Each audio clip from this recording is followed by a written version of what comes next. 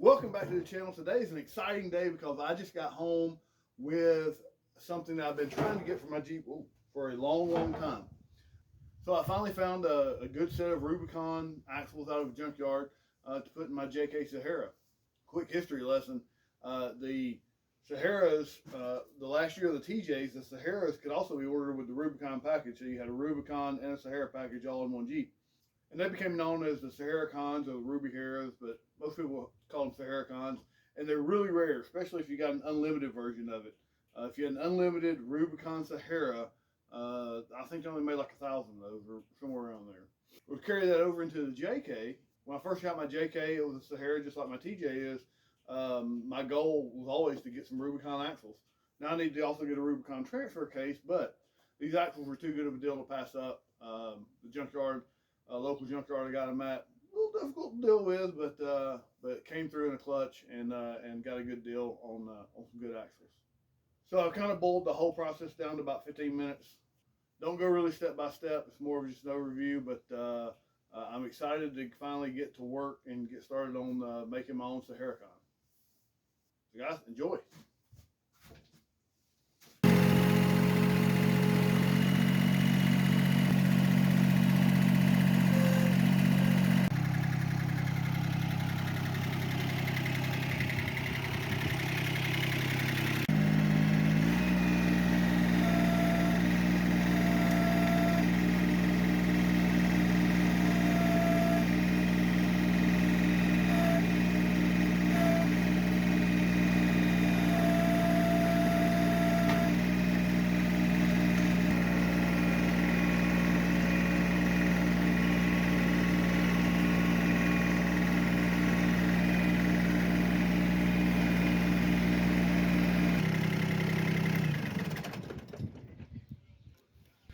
All right, guys, here's the front, and got her strapped up. She's fine. Safety third. Might want to pressure wash a little more. We're going to try to get it as clean as possible. We may even throw a slight coat of paint on it. This came from a 2011, maybe. So everything should fit on my 2012. The only issue is this wheel speed sensor is busted, so we can just hopefully just replace it with one of mine. I'll probably go ahead and take the brakes all the way off of it. I don't think that these brakes are interchangeable with my Dana 30 brakes. We'll check on that, but go ahead and get those off, get a little bit easier to move around, get a little bit of that weight off. We'll get my Jeep pulled up onto this pad and start taking this front axle off. All right, guys, welcome to our shop on the veranda. We're just gonna start taking stuff loose. That's how we normally do it. We'll take the tires off, get it up on jack stands, got it on one so far. Go ahead and get the sway bar, quick disconnects loose.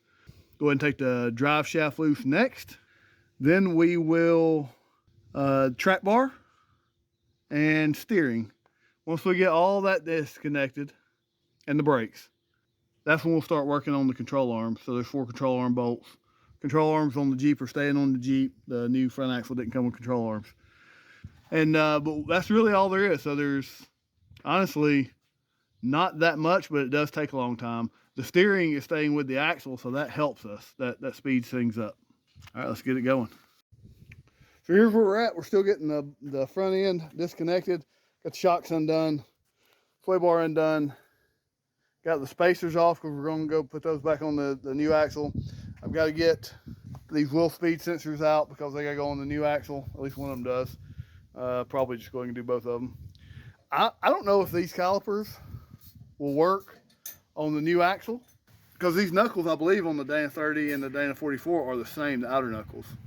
If they are, I'm not going to re-bleed brakes or anything. I'm going to use those brake calipers and everything. And actually, now that I look at it, they're identical.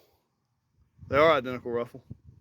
They have the same part number. So cool. We've got the track bar loose, which is just one bolt. We have the steering drag link loose, which once you get the nut off, you just hit it on the side of the pitman arm with a hammer. It usually falls. Now we only have 4 bolts left holding it, which is the control arms. We'll take those 4 bolts out, then we'll drop the whole thing down to get the springs out, and then we'll be ready to start maneuvering the other beast into place. All right, the new one's under there.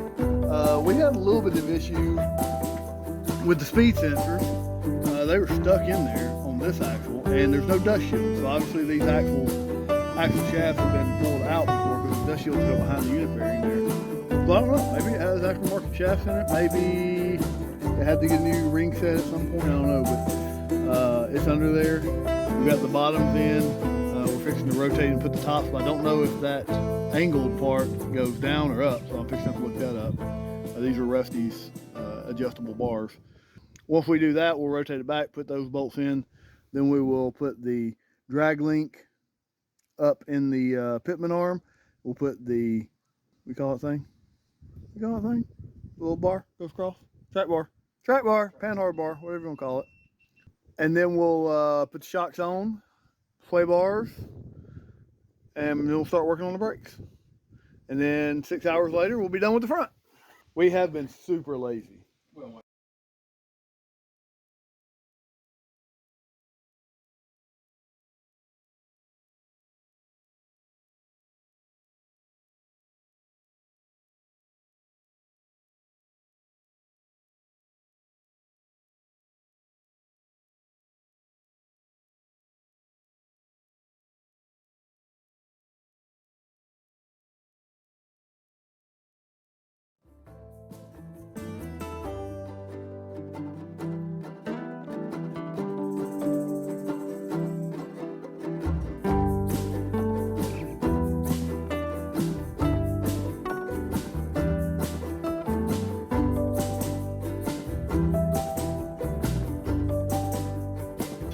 I am adding a 3/4 inch lift to this side and that side, both sides. And that just wedges up over there. I didn't need to take that bump stop pad out, but I did. These came with these bump stop extensions. I reckon I'm gonna leave them in there. Everything's in pretty much, just not tight. We're fixed to put the brakes on, we're putting the lines on. So for those that have asked and want to know, because I've seen it on other videos, on a front Dana 44, at least for this year model, everything flops brake wise, including the speed sensors and everything. So I didn't have to use the old stuff for any of that. I used my stuff that was on my Jeep that I know works. Everything screws right back in, plugs right back in. The brake caliper brackets, the calipers, the rotors, speed sensors, all that just plugs right into this Dana 44. It's not just putting this thing in there. We still have to set the toe. Now we still need to check the fluid and all kinds of stuff in it. I haven't wired up the locker either. That'll probably be a different video.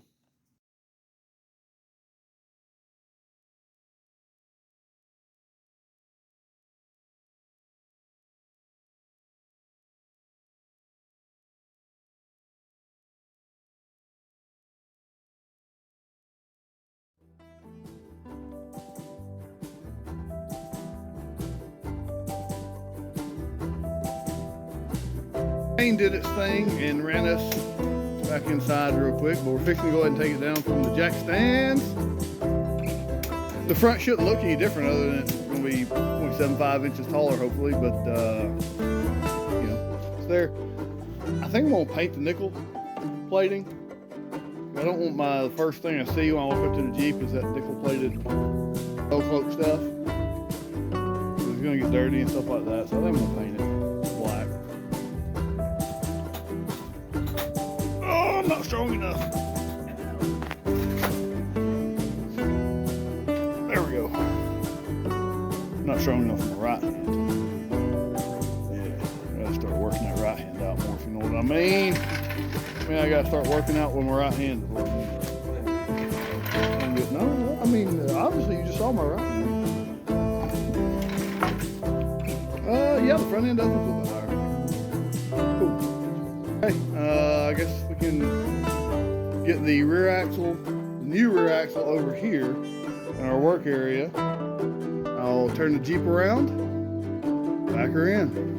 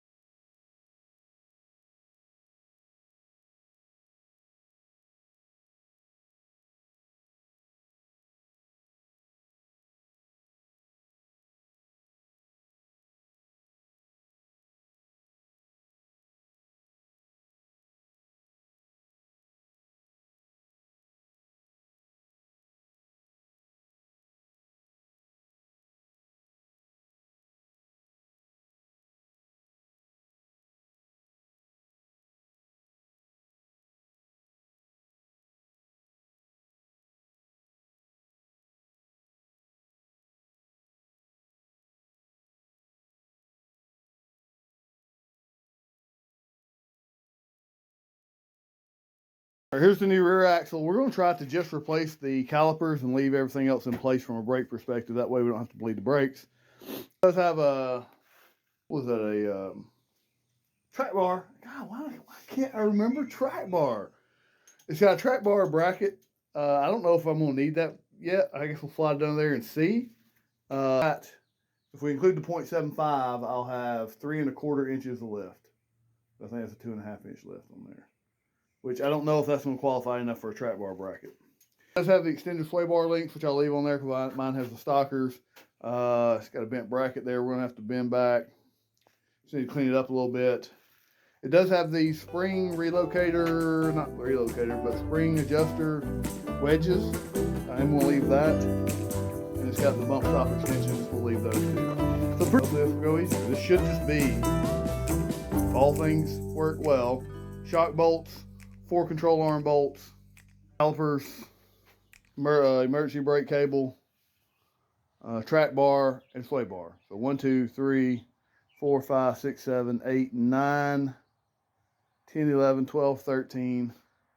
13 bolts and the 4 bolts for the Rezepa joint. So 17 bolts. Not including the 5 lugs on each side. So 27 bolts. Plus the 5 lugs for my spacers. 37 bolts. Be done in just a few minutes. There's the old 44. I guess I'll sell. And there's a new 44 with the locker. Brakes interchange on this too. I watched several videos of people swapping these out and the brakes didn't interchange for some reason, especially the fronts. Mine interchanged perfectly. I don't know. So I'm keeping all my brakes on, and I'm keeping my calipers on. This way I don't have to bleed any brakes. So let's get it slid up in there and start moving it back and forth.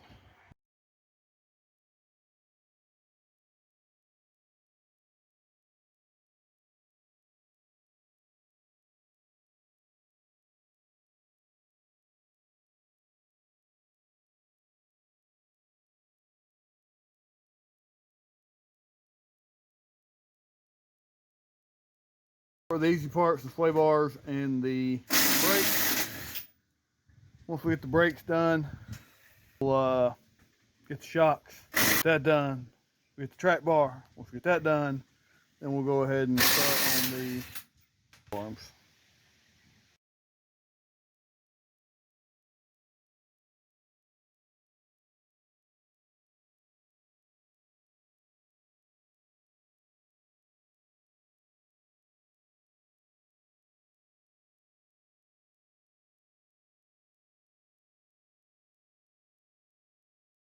We're down to the tires. All we have is tires left.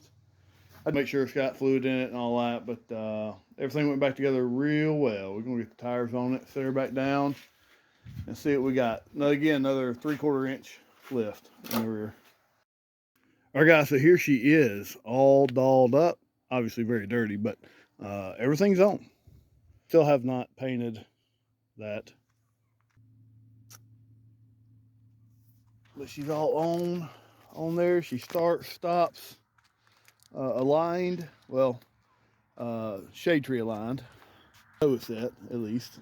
Steering wheel straight. Went ahead and popped on this new bumper, new to me bumper, which I'm not the biggest fan of. I kind of like it. I like the way this goes up right there. And it ain't that big old bumper that comes straight across anymore. A lot of room behind the tire, especially when I eventually get the control arms to push the rear end back about an inch, half inch. Tucks my exhaust under there pretty good. Take it for a test drive and make sure that it doesn't do anything too crazy. I'll be back in a second. Guys, I just got back from the test drive and things went great. Real smooth, steering's great, death wobble, better pickup in first gear because of the lower gears, but that brought one problem. The gear ratio, the computer doesn't know the gear ratio now, so it throws the transmission into kind of a limp mode where it won't shift into all the gears. Instead of turning 2100 RPMs in 70 miles an hour, I'm turning like 3600 RPMs, which is way too high. Obviously, it's missing a couple gears. It's probably in a limp mode, I would assume, because the speed sensor is not understanding what gear ratio is in it. reprogram that, so I'm going to probably use JScan or something like that and reprogram that, and then that should fix it. That's the only hiccup we've got. All the lockers are wired. Things ready to go. About $3,800 in it. And it includes all the axles. Luckily, I was able to reuse my brakes, so I know they're good. Things like that. So super cheap to basically turn this into a Rubicon, a Saharacon, except for the transfer case, of course. I don't have the 4-to-1 transfer case, but that's really the only difference now. So I do have the lockers wired up. Check the next video for that. Hopefully this inspires you to go find your own Rubicon axles to upgrade your Jeep with. If this video helps you out, then go ahead and hit the like button, and I will see y'all later.